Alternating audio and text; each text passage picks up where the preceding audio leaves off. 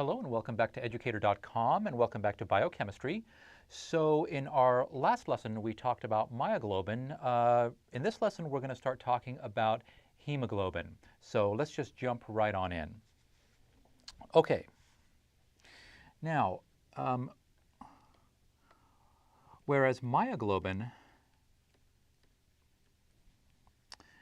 is involved in the diffusion of the oxygen in muscle tissue.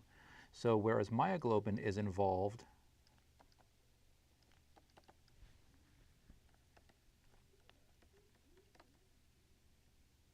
in the diffusion of O2 in muscle tissue,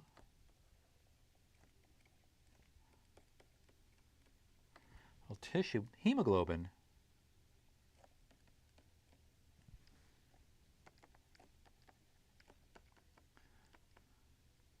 that's the protein which actually transports the oxygen in the blood, is the protein, excuse me,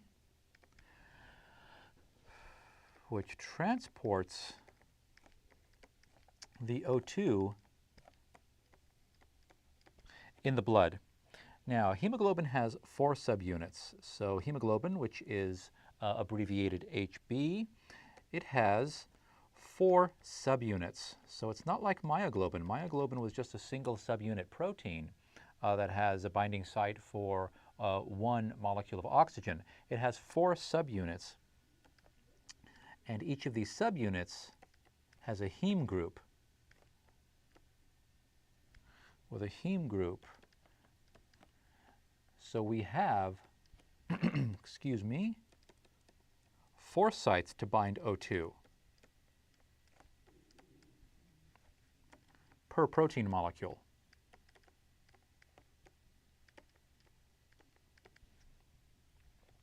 Now, the interactions of the subunits,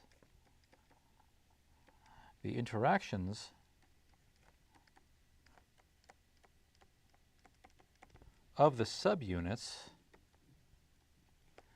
cause conformational changes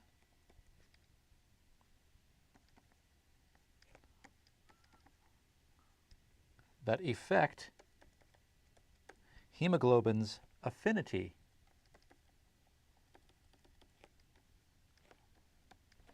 for O2.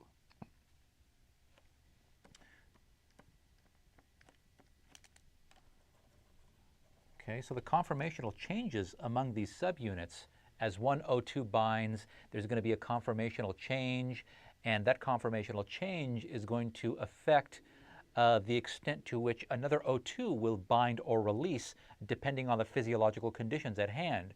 So you remember, we need to actually bind the O2 tightly. We need to take it to another part of the body, to the tissues, and we need to be able to release it. So we need that flexibility, that great degree of flexibility, in fact, because the oxygen that's coming, the lungs is going to be a particular concentration of oxygen, but that's not the same concentration of oxygen that's in the tissues. So we don't want some molecule that just binds O2 and hangs onto it.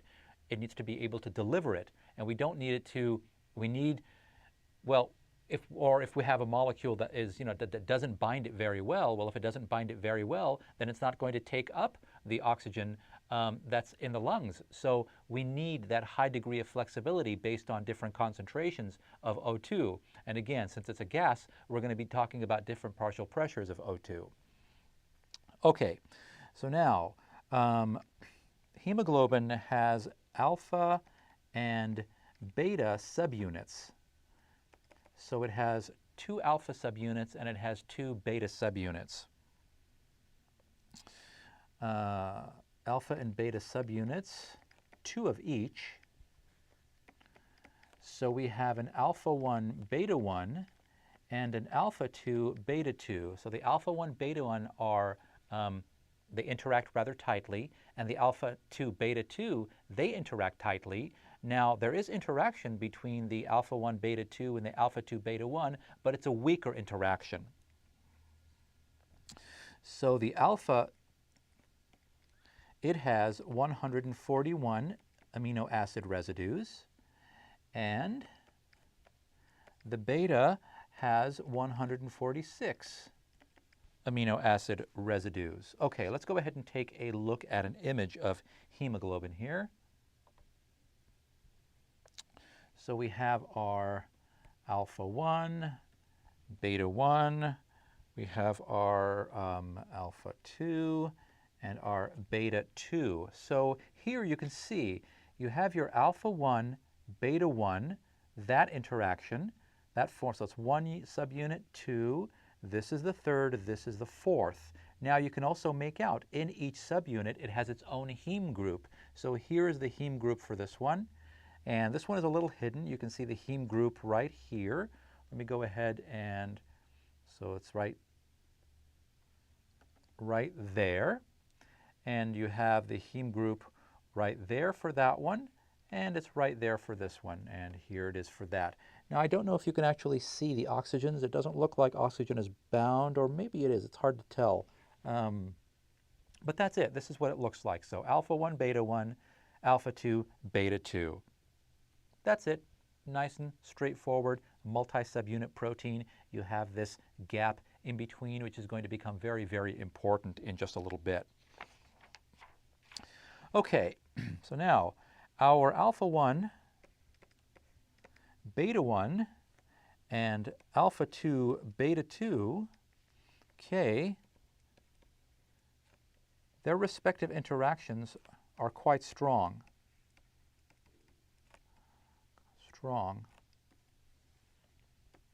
You have about 30 amino acids between alpha 1, beta 1, alpha 2, and beta 2 that are interacting with each other. So 30 amino acids interacting, that's a pretty strong interaction. Now as far as the alpha 1, beta 2 and the alpha 2, beta 1 down here, alpha 1, beta 2, alpha 2, beta 1, the interactions in this region and that region there, they are less strong. I'll put the interactions are less strong, somewhere in the neighborhood of about 18 or 19 amino acid residues that actually end up interacting. When we use chemical agents to actually separate these subunits, as it turns out, they break up not into 4 separate subunits, or we can do that if we want to, but for mild treatment, what ends up happening is the alpha 1 and beta 1 actually stay together, and the alpha 2 and beta 2 stay together. So the interactions are quite strong between those subunits. All right, so hemoglobin, let's see. So hemoglobin, it has 2 major conformations. 2 major conformations. One is called the T state, and T stands for tense. This is where no oxygen has bound to it, so this is deoxyhemoglobin. So this is deoxyhemoglobin, and then there's something called an R state. In this case, R stands for relaxed. And this is the oxyhemoglobin. So when oxygen is actually bound to it, the more oxygen that's bound to it, the hemoglobin is in more of an R state. So when we say it has 2 major conformations, we're not saying it goes from T to R, boom. There is a transition. You have 4 oxygen molecules that are binding to the hemoglobin. So as one of them binds, there's some conformational change, and it starts to move away from the tense state, and it starts to make the transition over to the R state. So now it makes the second molecule of oxygen a little easier to bind. That second oxygen causes more conformational changes, shifts it more towards the relaxed state, which makes it more easy to bind the third oxygen. By the time the 4th oxygen molecule binds, it's completely in the relaxed state. So the relaxed state, the R state, has a high affinity for oxygen. The T state has a low affinity for oxygen. Now, these terms high and low, these are relative terms. We're not saying that this T-state hemoglobin has no oxygen attached to it. That's not it at all. In fact, it's about 60% saturated with oxygen.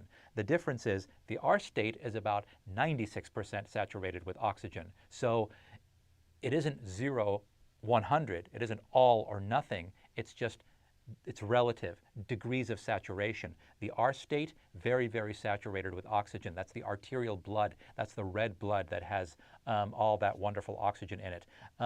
The T state, about 60% saturation for the hemoglobin, that tends to be more of a bluish purple. That's the venous blood. That's the blood that's actually coming back from the tissues because it's delivered its oxygen. Now it's depleted oxygen. So the color actually changes. Okay. Now, the binding of O2, okay, so as we just said, the binding of O2 to a subunit of T-state hemoglobin causes a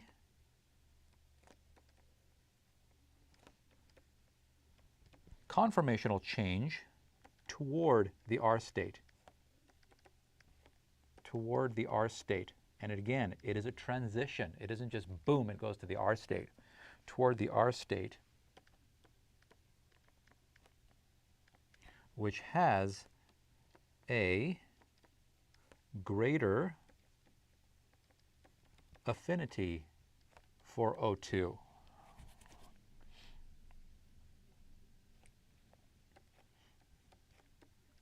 So it begins to bind more O2. And the more O2 it binds, the more it wants to bind. That's this sort of domino effect, if you will, of this thing called cooperative binding, which we'll talk a little bit about a little bit later. Okay, so now the transition from the T state to the R state, the alpha-1 B1 and the alpha-2 B2, what happens is they slide past each other. I mean, the biggest change that we can see on this protein, they slide past each other,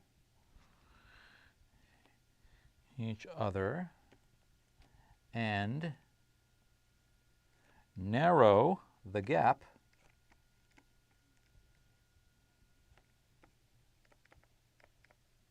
between the beta 1 and beta 2.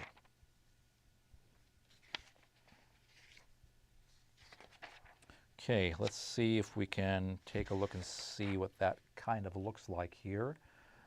So here we have, again, we have our alpha 1 and our beta 1, and then we have our alpha 2 and our beta 2. So what's going to actually happen is this alpha-1 B1 and this alpha-2 B2 are actually going to slide past each other, and they're going to narrow this gap right here. That gap is going to close in on itself, kind of like this. So if I have alpha-1 and beta-1 and alpha-2 and beta-2, what's going to end up happening, they slide past each other, the betas actually start to come together and narrow this gap. So this is beta, so the thumb is beta. They'll slide past each other, and beta gap will actually close. And that is going to be the transition from the T state to the R state. So the more that gap closes, the more of an affinity it has for the oxygen, until by the time you get to the third bound oxygen, it's almost completely in the R state.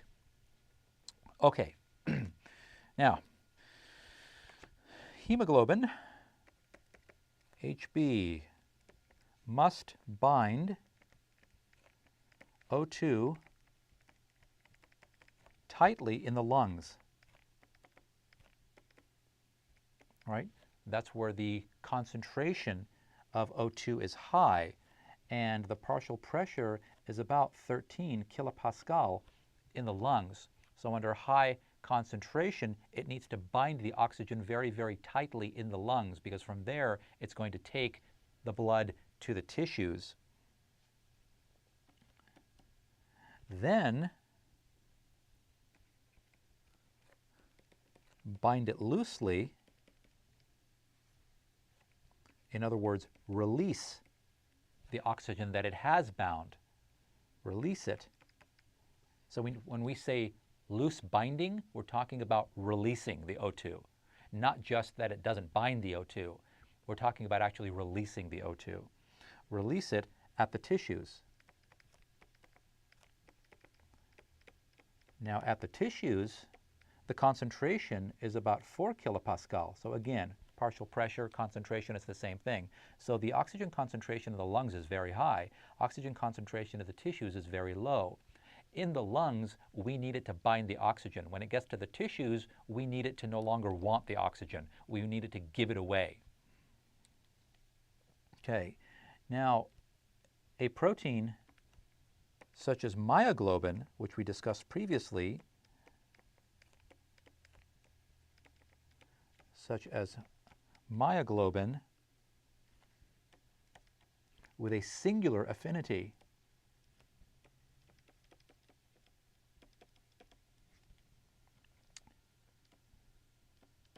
it cannot accomplish this task.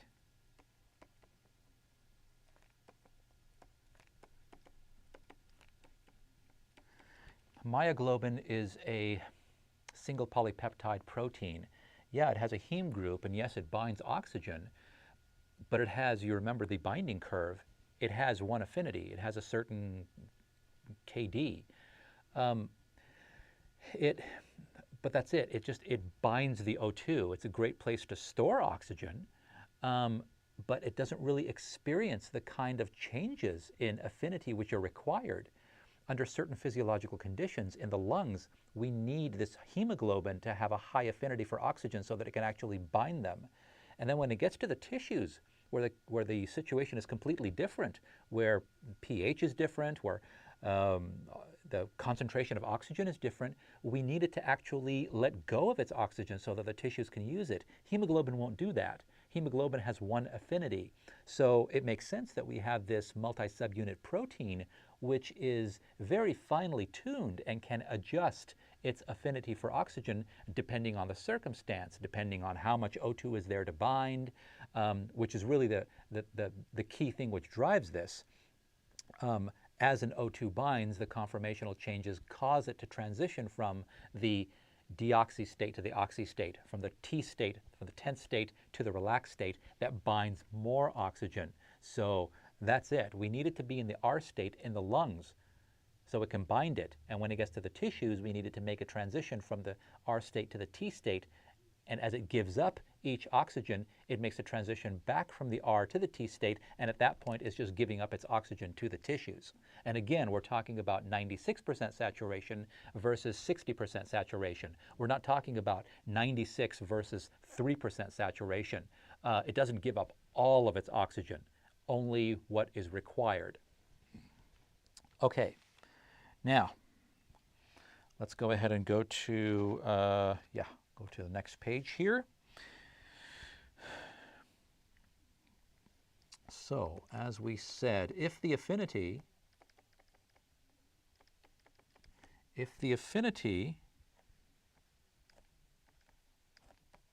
of the protein for ligand is high, well, we don't have to say ligand, we can just say O2 because we're talking about oxygen here. So if the affinity for the protein for O2 is high,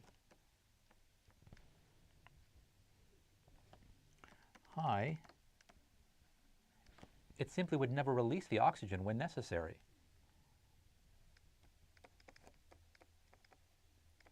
It would not release the O2.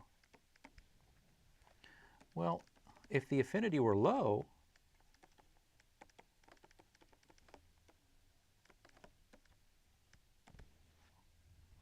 then the protein would never bind the O2.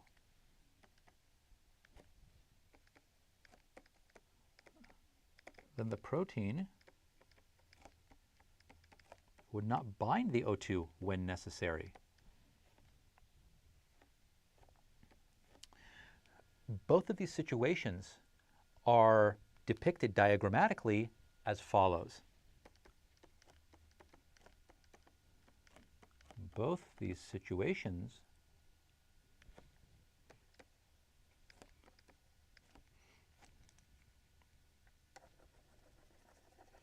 I should say are shown below.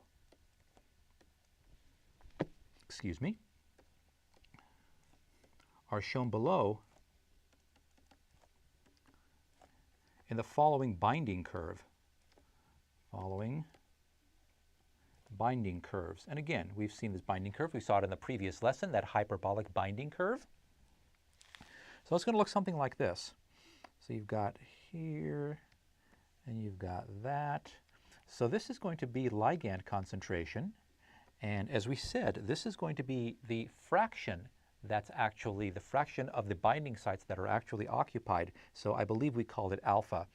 Different Greek letters are used. I think some books will call it theta. In fact, I think theta is the standard. I just happen to use alpha. It doesn't really matter what you use.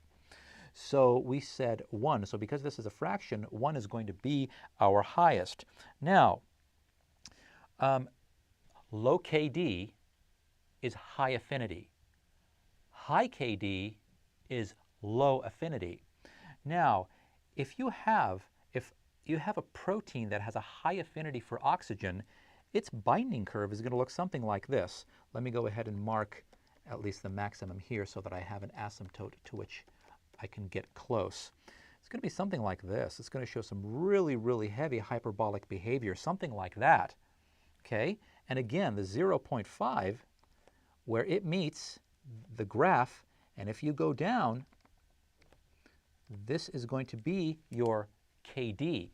Well, low KD, high affinity. A high affinity protein for its ligand demonstrates this kind of behavior. Okay, let me go ahead and mark some things here. I'm going to go ahead and put, let's say 4, 8, 12, and 15. So 13 kilopascals is there, and about 4 kilopascals is there. Remember, we said this is the region. Tissues are about 4 kilopascal for the concentration of O2. The lungs are at about 13 kilopascal for the concentration of O2. This is not just ligand. We're actually talking about a specific, we're talking about O2. So I'm going to put O2 concentrate, well, you know what, that's fine. We're talking about pressure, I'll put PO2. So this is partial pressure of O2, concentration. I don't know, I like the bracket symbol, but that's okay. We're talking about a gas. Okay, now a high affinity protein demonstrates this kind of behavior right here.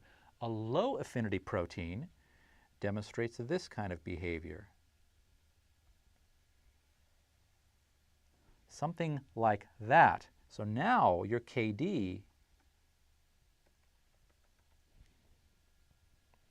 it's like over here, okay? We have a really high KD, low affinity. So a high affinity protein, the curve, the binding curve would look like that. A low affinity curve would look like that. So let me go ahead and label these. Let me do this in blue. So this is a low affinity protein. It displays this kind of behavior. This up here, this is a high affinity protein.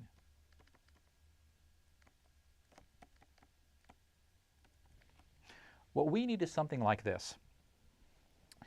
We need a protein that in the range of, let me go ahead and do this in, that's fine, I can do it in blue. Somewhere in this range, 4 kilopascal in the tissues and about 13 kilopascal in the lungs. We need a protein that displays the following behavior. Under conditions of low concentration, we need its KD to be low. We need it to follow this trajectory. We want it to follow this trajectory, the low affinity curve. We need it that way, okay? Because again, in the tissues, it needs to have a low affinity for oxygen so that it can actually push away its oxygen. It doesn't want it. It wants to release it into the tissues because the tissues need oxygen. And any oxygen that's there, it doesn't want to just grab it up. So we need it to be a low affinity protein to behave like a low affinity protein. So we want it to follow a low affinity protein trajectory. However, in the lungs, we need it to be a high affinity protein. We need it to display this kind of behavior right here at 13 kilopascal. So we need for it to actually make a transition and follow that trajectory right there. We need a protein that displays this kind of behavior, not up and over high affinity, not over, slowly reaching its fraction, but we need it to be at low concentrations, we need it to display low affinity. At high concentrations, we need it to display high affinity. We need a hybrid between a high affinity curve and a low affinity curve. That's what we want, okay? That's what we would like to see. So this right here, let me go back to blue.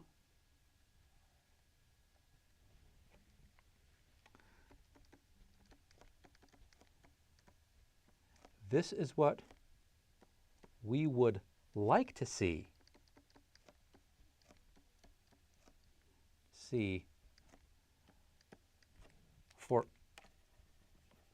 This is what we would like to see the protein display, this kind of behavior. This makes sense. In the low pressure of the tissues, low affinity. We don't want it to grab the oxygen, we want it to give it away. In the high pressure of the lungs, we want it to display high affinity. We want it to grab up as much oxygen it can so that when it goes back to the tissues, so it'll give up as much oxygen as it can. That's what we want. We want hybrid behavior. We want this protein to make a transition from a high state to low state, not just one affinity, boom, that's it. I hope this makes sense. So this is something that we want the protein to display. Now, let's go ahead and go over here. Do a little bit more discussion. So in the lungs, let's see here. So in the lungs, the hemoglobin becomes about 96% saturated with O2.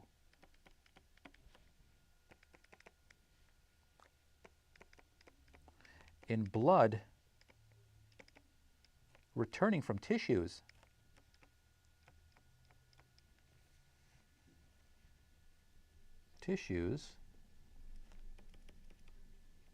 where it has delivered its O2,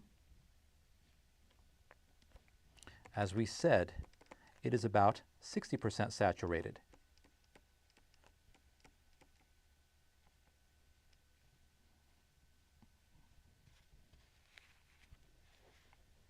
So once again, high affinity curve, that's a protein that demonstrates high affinity. A low affinity curve, it demonstrates low affinity. We need a protein that demonstrates both depending on the physiological conditions. Under conditions of low pressure in the tissues, we need the affinity to be low. We need it to follow this trajectory. But as the pressure becomes high, as it starts to move towards the lungs, the concentration of O2, the pressure of O2 is going to be high, about 13. At that point, we needed to make the transition from a low affinity protein to a high affinity protein. When we connect these two in hybrid fashion, we end up getting this curve. This is called a sigmoid curve. This S pattern is characteristic of this thing called cooperative binding. This is what hemoglobin demonstrates. Hemoglobin satisfies this. When we take a hemoglobin molecule, it actually displays this kind of behavior, which is exactly the kind of behavior we need in order to fulfill the function that it actually fulfills. Binding O2 tightly, not binding O2, releasing it. binding O2 tightly, releasing it. We want this, we have it in hemoglobin. So hemoglobin demonstrates this transition. It isn't just a single binding affinity. It has multiple binding affinities, very, very low under low concentration, very, very high under high concentration, and everywhere in between. Again, it is a transition, not just boom, boom. And that's what this graph represents. So let's see here. Okay, now let's see. Really coming over saturated. There's a hybrid. So yes. So I'll just finish off with this part, this section at least. This graph is a hybrid of the high affinity graph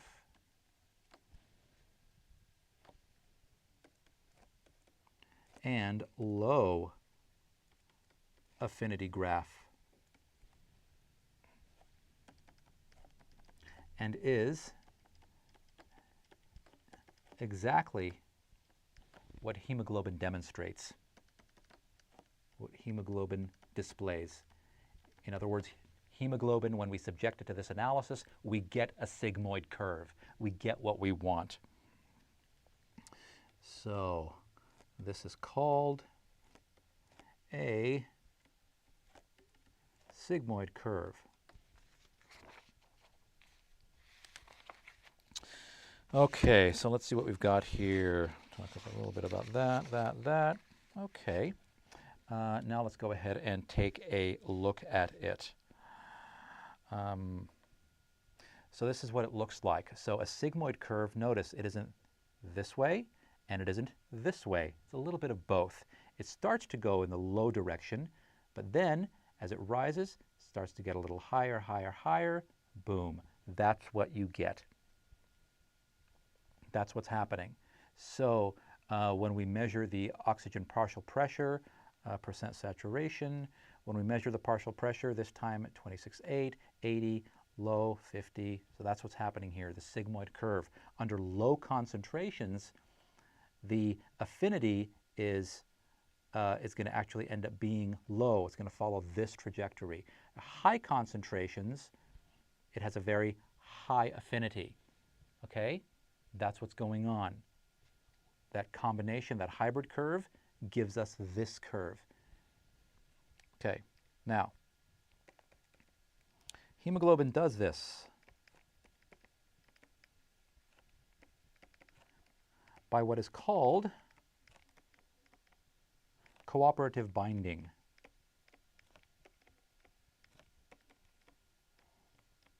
Cooperative binding.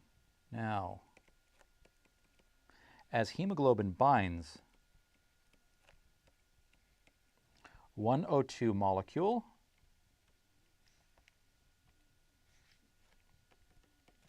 it begins the transition.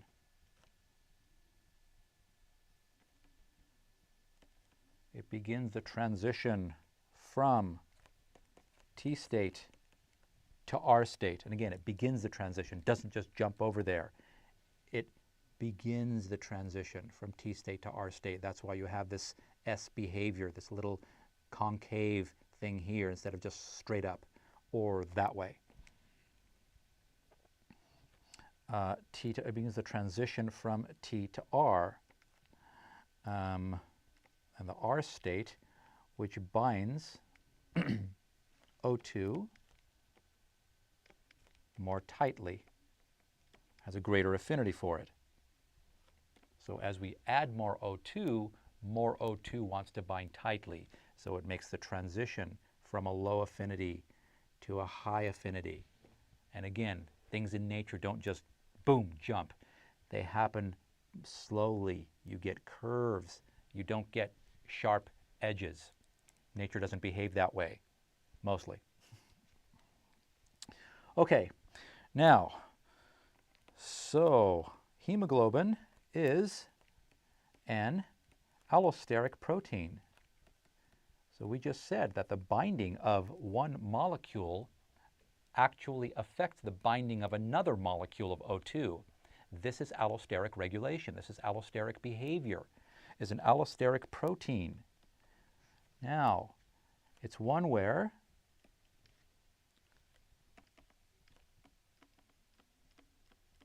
the binding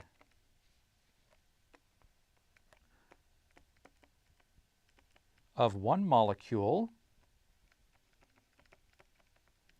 affects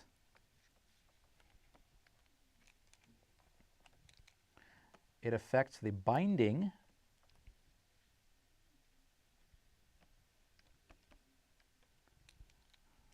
of the protein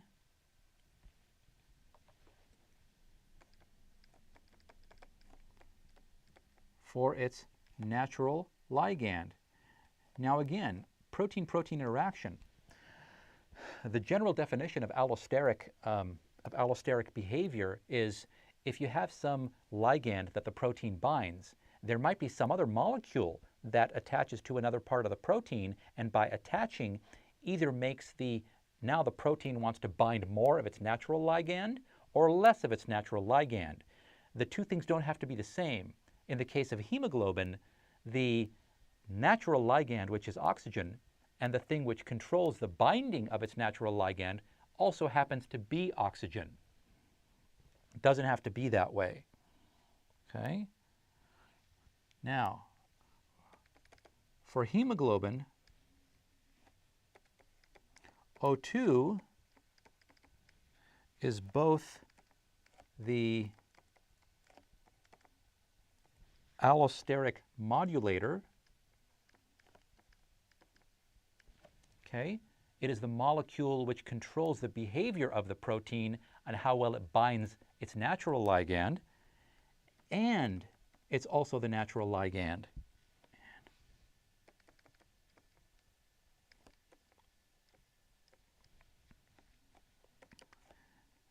This is called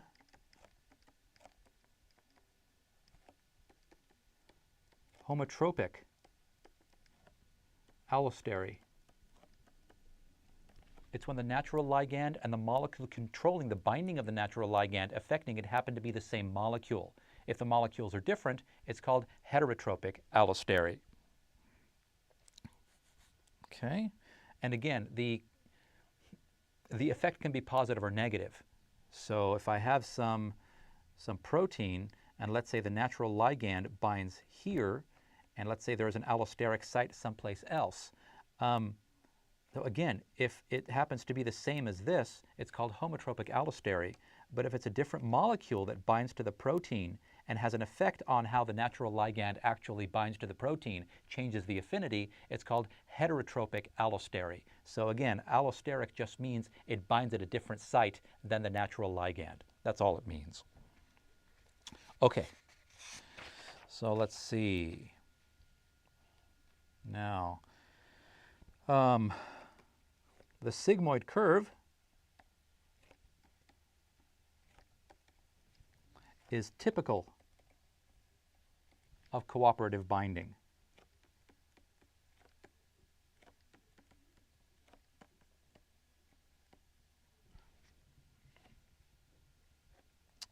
Now, here's what's great.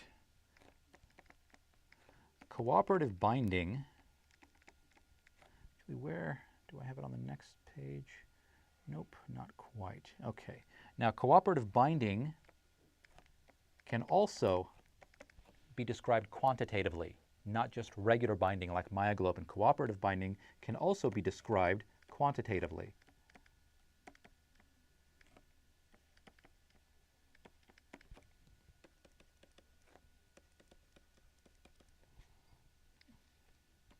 So, for a protein with n binding sites, in the case of hemoglobin, n is equal to 4 because it has 4 binding sites. With n binding sites,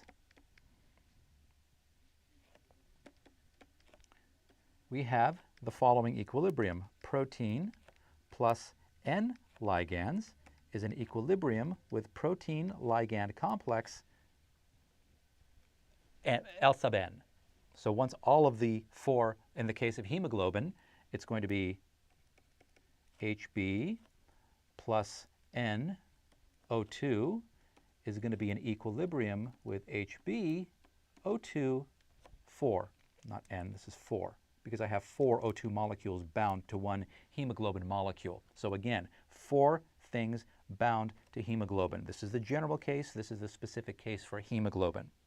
Okay, well, let's go ahead and do the same thing, the same analysis that we did before, equilibrium constants, things like that. Let's see if we can come up with something. Well, the association constant here is going to be P ln products over reactants over P L to the n power, right? Because now we have a coefficient there. Well, as it turns out, when I do the same analysis, I end up with the following. I end up with an expression for alpha. And alpha was the percentage of the binding sites that are actually occupied. So alpha is going to equal, again, the ligand concentration, this time to the nth power, over the ligand concentration to the nth power plus Kd. Okay? This reduces to what we had for myoglobin because myoglobin only has one site. So n is equal to 1, L over L plus Kd. Here it's just L to the n power over L to the n power plus Kd. So it's actually the same expression. So now we have an expression for cooperative binding, a multi-subunit protein that demonstrates for which we can actually draw a binding curve. And the binding curve is going to be, again, kind of hyperbolic, but now because of this n here, it's actually going to be sigmoid. So what this describes is the sigmoid curve. It's a hybrid between a low affinity hyperbolic curve and a high affinity hyperbolic curve. Follows the low trajectory and then goes to the high trajectory.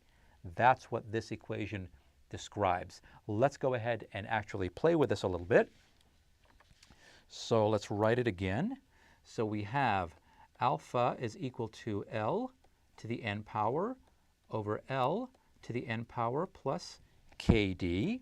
So when I multiply through, I'm going to get, when I multiply this through, I'm going to get alpha L to the n power plus alpha Kd is equal to L to the n power. I'm going to move this over, so I'm going to get alpha Kd is equal to L to the n power minus alpha L to the n power. I'm going to factor out, so I'm going to get alpha K sub d. I'm going to factor out my L to the n power, L to the n times 1 minus alpha. And now I'm going to end up doing a little bit of division here. I'm going to divide both sides by 1 over alpha and divide both sides by Kd. So I get alpha over 1 minus alpha is equal to L to the n power divided by Kd. That's the equation that I get, okay? Now, I'm going to end up taking the logarithm of both sides. When I take the log of this side, I'm going to leave it as log of this alpha over 1 minus alpha. The log of this side is going to be n times the log of the ligand concentration minus the log of the K sub d. This is a y equals mx plus b. I'm going to end up with a linear plot. This thing, this is called the Hill equation. And the plot that it represents is something called a Hill plot. Okay? Now, let's take a look at what this actually looks like when I graph this. So on the y-axis, again, I have log of alpha over 1 minus alpha on the y-axis. The x-axis, I have log of ligand concentration, not ligand concentration. I fiddled with the other one. The other equation from which this is derived is this one right here, where alpha is the percentage of binding sites that are occupied, and L on the x-axis is the ligand concentration. Now the x-axis is log of L, and the y is log of A over 1 minus alpha, alpha of 1 minus alpha. Let's take a look and see what this actually looks like.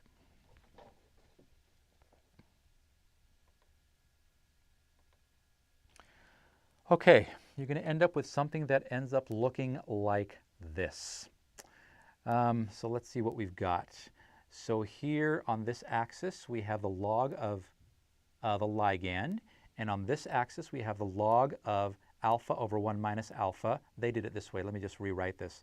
This is alpha over 1 minus alpha, and this is just the ligand concentration. So again, the equation, let me rewrite the equation. Let me write it up here. That's fine. I guess I can write it down here. So we have log of alpha over 1 minus alpha equals n times the log of the ligand concentration. It was minus, right? Minus the log of Kd. Notice this n right here, that's the slope.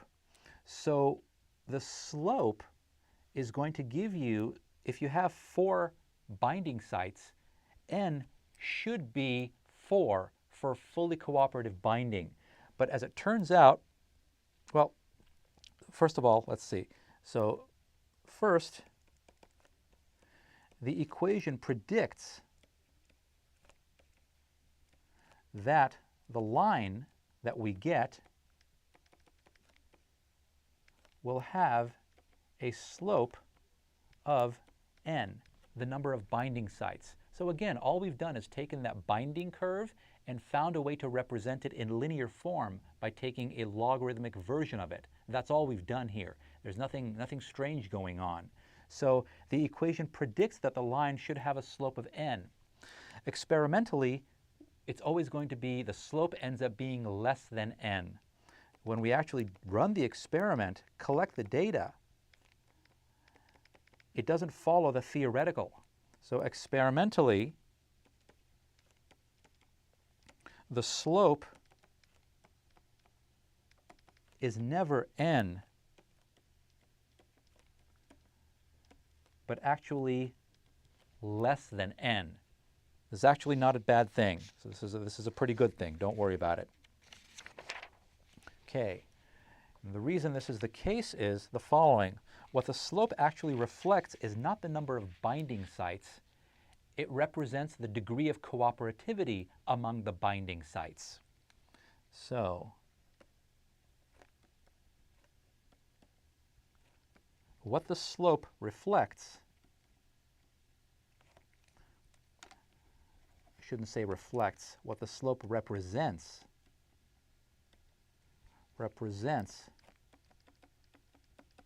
is not the number of binding sites,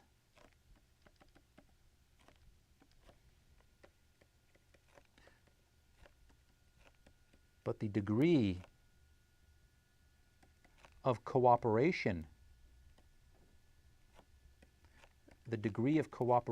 among the binding sites.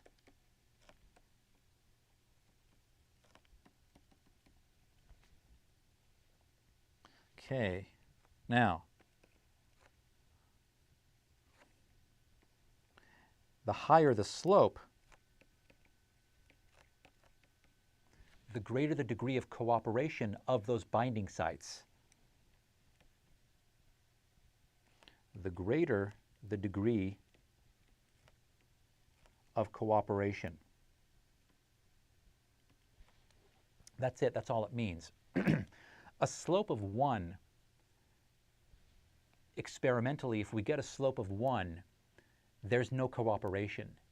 If we get a slope actually equal to the number of binding sites, n, in the case of hemoglobin, let's say the slope is 4, that's full cooperation, full, complete cooperation. As it turns out, experimentally for hemoglobin, the slope is going to be somewhere around 2.8 to 3. So there's a lot of cooperation, but not complete cooperation. So this idea of the slope being the number of binding sites, that's a theoretical maximum. It'll never be more than that, but it can get up to that. And the more the slope, the more cooperative binding is taking place. If the slope is 1, that means that there's no cooperation among the subunits. Each subunit is just grabbing whatever ligand it can as it needs to. So there's no cooperation among them.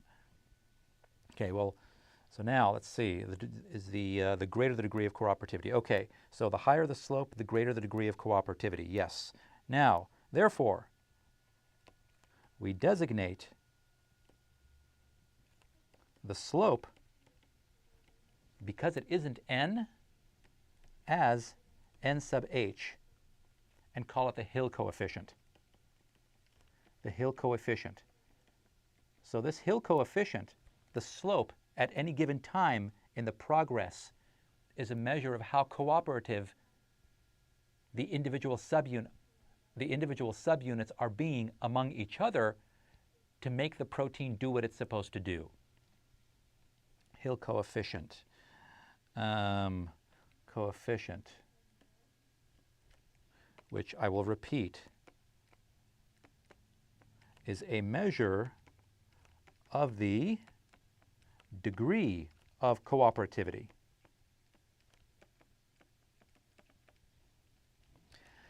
Hill plots can be a little strange, and they can be a little strange to interpret. Hopefully we can offset some of that bizarre nature of it, because you're not really accustomed to seeing something like this, especially for some multi-subunit protein. But don't worry about it. So we'll deal with it as needed. So when you have a slope, when NH equals 1,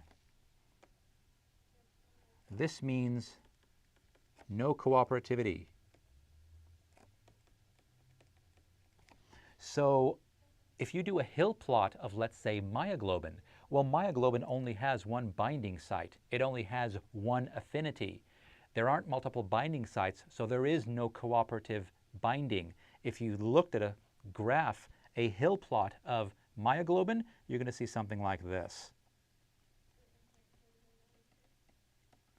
Because myoglobin, it has a slope of 1, that's it. One binding site, there's absolutely no cooperativity involved. It binds O2 when it can, it releases O2 when it can. That's it. There's no variation. It's just one straight line. The binding curve is, boom, like this. The Hill plot is a straight line. That's it, with a slope of 1. Okay. Now,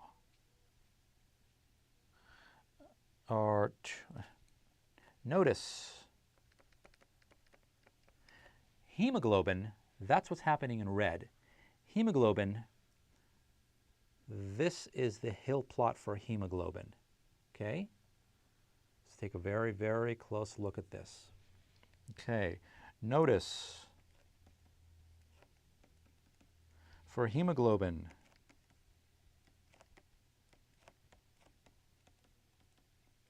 there are two places where the Hill coefficient does equal 1. Here and here.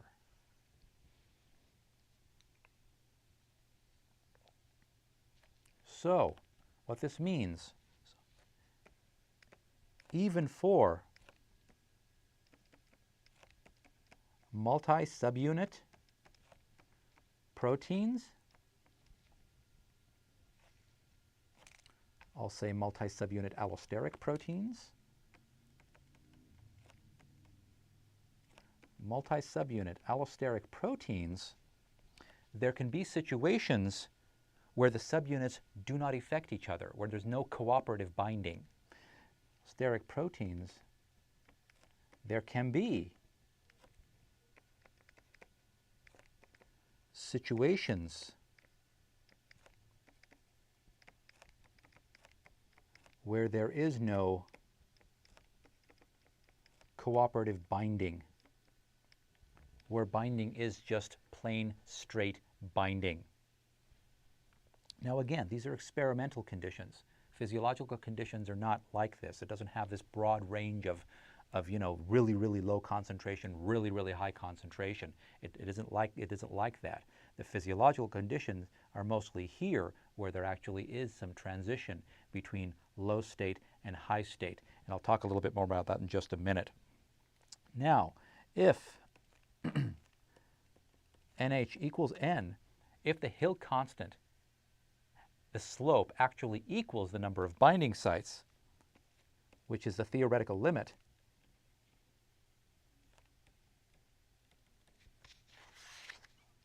theoretical limit, this means that the protein is engaging in complete cooperativity. Means complete cooperativity.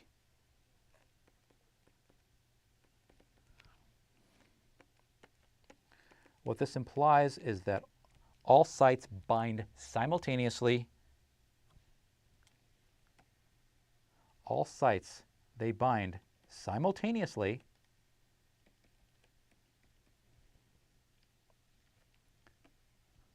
and no partial saturation ever occurs. No partial saturation ever occurs. That means that hemoglobin would just automatically grab 4 oxygen molecules simultaneously and it'll be 100% saturated. That's it. There's no 1 bound, 2 molecules bound, 3 molecules bound. There's no real cooperativity. It's complete cooperativity. Boom. It's all, or boom, it's nothing. That's it. That's complete cooperativity. We never see that in practice, so we don't have to worry about that. And let's see. The final situation, just for the sake of completeness, if NH is less than 1, this is negative cooperativity. It is negative modulation. Not altogether that important. Okay, now here's what is important. Let's see. Now, where the graph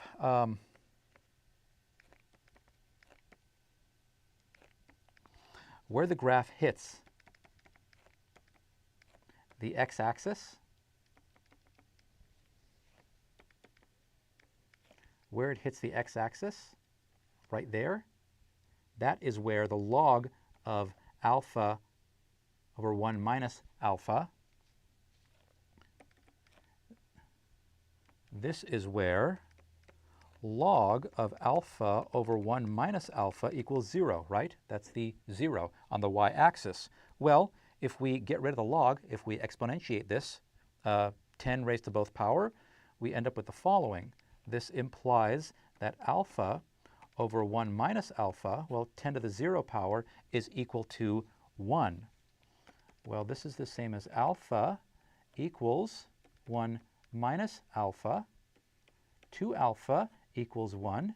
Alpha equals 1/2, or 0.5. So where this hill plot actually touches, that is going to be equivalent to the log of the Kd. We said the Kd was the concentration of ligand that allows for half saturation. Well, here, if we set the log of alpha over 1 minus alpha equal to 0, we end up getting the alpha equals 0.5. So what this represents is the log of Kd, okay? It represents the log of Kd. So now let me go ahead and draw an actual graph for hemoglobin, and just to see some numbers to see what's going on here. So let me go one more page. All right. So in the case of hemoglobin, what's actually happening is this. It's actually starting with 0 cooperativity. This is, if I extend this line, I end up here. I end up with a high Kd. High Kd is low affinity, okay? So this represents the T state of hemoglobin. It's low affinity state. At a certain point, at a certain concentration, certain range of concentration, like from here to here, it demonstrates cooperative binding. The sigmoid curve, it starts to behave a little differently, or it actually starts to demonstrate movement towards a higher binding. So now the slope, this slope here, has now gone from 1, 0 cooperativity, low binding state.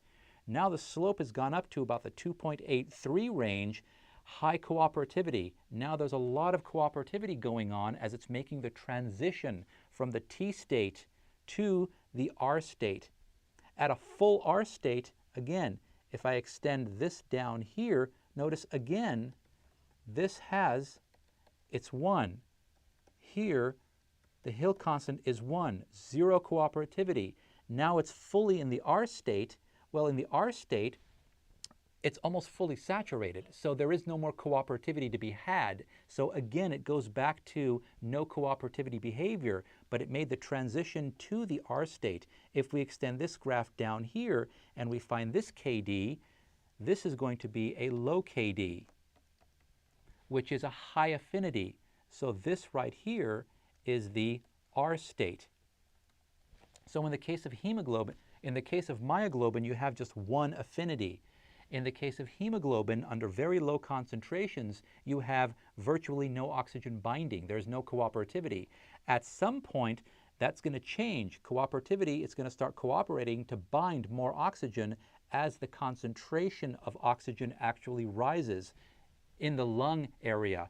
And at that point, it's going to make the transition. And once all of the hemoglobin are actually saturated with O2, at that point, it reaches a saturation point. It no longer, most of the hemoglobin molecules, all of the binding sites are occupied, so it no longer demonstrates cooperative binding. There's no other oxygen to bind. There's no sites for it to bind. So now it goes back to this non-cooperative behavior, but it's made the transition from the low affinity state, which is represented by extrapolating this and hitting a high KD, to the high affinity state, which is the R state, which is represented by a low KD when we extrapolate this.